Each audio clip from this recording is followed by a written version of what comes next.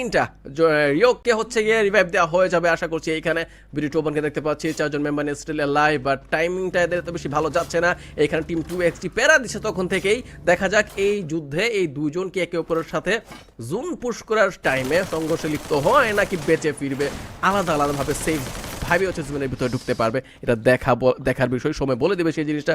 2XT কে দেখতে পাচ্ছি engage হয়ে যাতে অলরেডি, অ্যান্ড ম্যাপের দিকে যদি একটু খেয়াল রাখি গোল টু, তাহলে ফুল ম্যাপ একটু পরে হচ্ছে গিয়ে এনিমিতে ভরপুর হয়ে যাবে।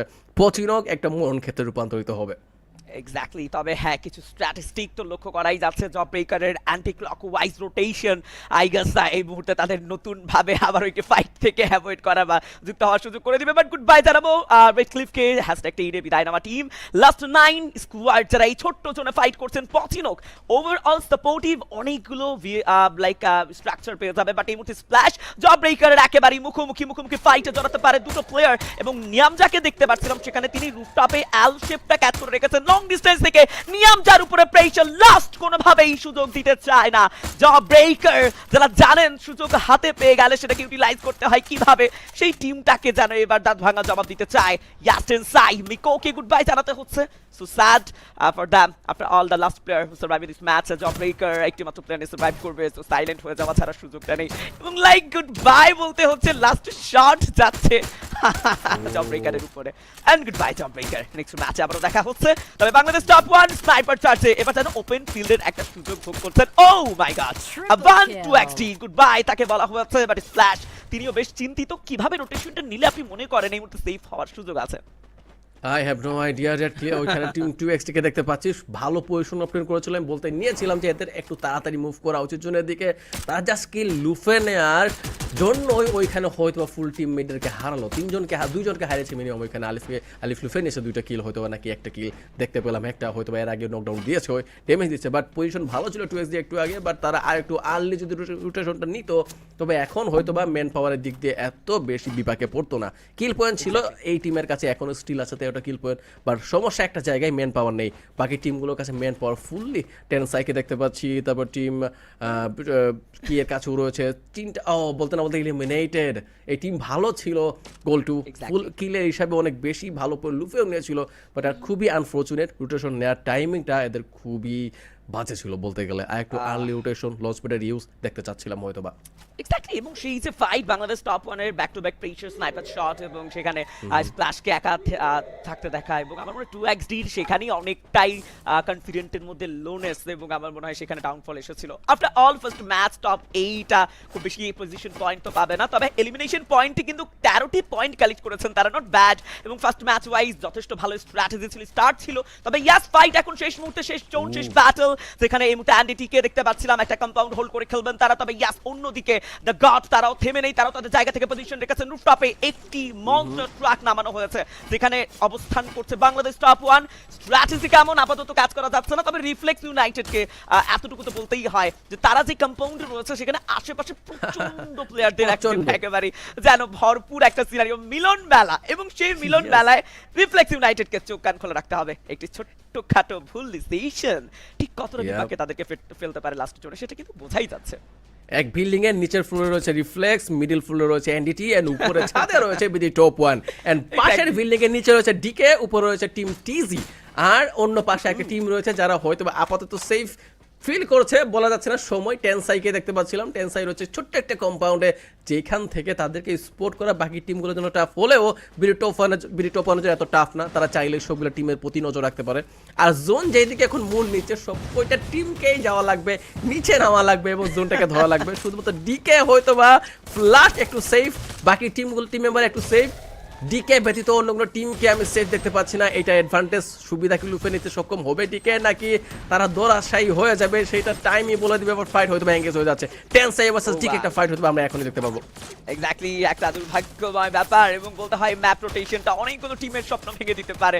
আফটার অল লাস্ট 7 টিম, তবে ফাইটে জড়িয়ে যাবেন খুব দ্রুত। বলছিলাম যে কোনো টিম তাদের মুভমেন্ট দেখে বেশ চতুর মনে হচ্ছে, একের পর এক থ্রোয়েবল চার্জ, একের পর এক গ্রেনেড থ্রো চলছে, এবং সেই ক্ষেত্রে আপার গ্রাউন্ডে থাকা Bangladesh top 1 K I I guess তারা পয়েন্ট আউট করতে পেরেছেন, ক্যাচ করতে পেরেছেন। দ্যাটস ওয়াই নিজেদেরকে ওপেন ফিল্ডে নিয়ে আসার জন্য তারা যথেষ্ট ভাবছেন যে আদৌ যাবো কি যাবো না, এবং জোনটা যেভাবে পুশ করছে এটা আসলেই খানিকটা মন ভেঙে দেওয়ার মতো। তবে নেমেছেন, রিফ্লেক্স বের হয়েছেন ঘর থেকে, মুখোমুখি ফাইটে জড়িয়ে যাবেন বলতে বলতেই বেশ কিছু শট আর একবার অ্যান্টিটির প্লেয়ারদের উপরে চড়াও হওয়া এবং লং ডিস্টেন্স থেকে তবে 10 তাইও সুযোগ নিতে ভুলছেন না। গুড বাই টিম অ্যান্ডিটি। রিফ্লেক্স ইউনাইটেডের একটা চমৎকার এলিমিনেটিং অ্যান্ড ক্লাচ মোমেন্ট দেখলাম।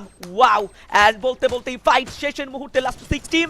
এখন পর্যন্ত CR7 এর ইউজেস দেখা যাচ্ছে, রুফটপে থাকা প্লেয়ার এখন বলার সুযোগ নেই, প্রত্যেকটা টিমই কিন্তু গ্রাউন্ডে রয়েছে এবং সেক্ষেত্রে 10 সাইড যেভাবে বাংলাদেশ টপ 1দেরকে রোটেশন নিয়ে ধরতে চায় আমার মনে হয় এটা বেশ মুশকিল। তবে গুড বাই আরো একটি টিমকে জানাতে হচ্ছে আফটার অল লাস্ট 5 টিম। আমার মনে হয় এবার ডিকে এর সাথে দ্য গটের একটা মুখোমুখি সংঘর্ষ দেখতে পারবো আমরা।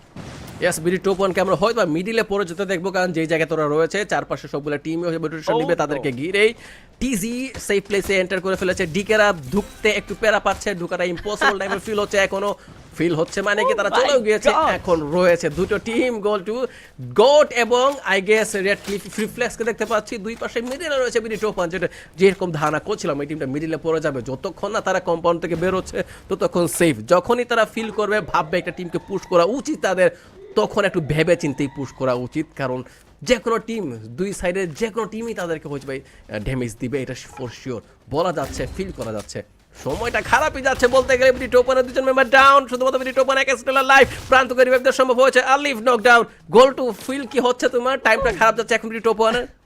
এক্স্যাক্টলি, আরো একবার মনে হয় বাংলাদেশ টপ 1কে ভাবতে হবে নিজেদের পজিশন নিয়ে। দুটো প্লেয়ার ম্যাচের একেবারে শেষ মুহূর্তে এসে সার্ভাইভ করা, আমার মনে হয় এইটা তাদেরকে অন্তত এতটুকু ভাবাচ্ছে আরেকটি প্লেয়ার থাকলে হয়তো বা আরেকটু কনফিডেন্ট যুক্ত হতো। বাট ইয়াস, বলতে বলতে আরো একটি প্লেয়ারের সংযুক্তি। এই মুহূর্তে 3টি প্লেয়ার নিয়ে বাংলাদেশ টপ 1 রয়েছে, 6 এলিমিনেশন পয়েন্ট। তবে টিজির কাছে দুটো player, it's my bad, but reflect United তাদের যে ফুলে ফেপে থাকা এই ম্যাচে সেটা কিন্তু অন্য কোনো কিছুই আমাদেরকে জানান দিচ্ছে। লিশনিস্ট ভাই, আফটার অল প্রত্যেকটা প্লেয়ার একেবারে সাইলেন্ট হয়ে আছে, কেউই যেন বের হতে চায় না, চুপটি করে প্রত্যেকটা প্লেয়ার যেন একেবারেই পাশাপাশি দাঁড়িয়ে আছে। যারাই বের হবে তারাই বিপদে পড়বে।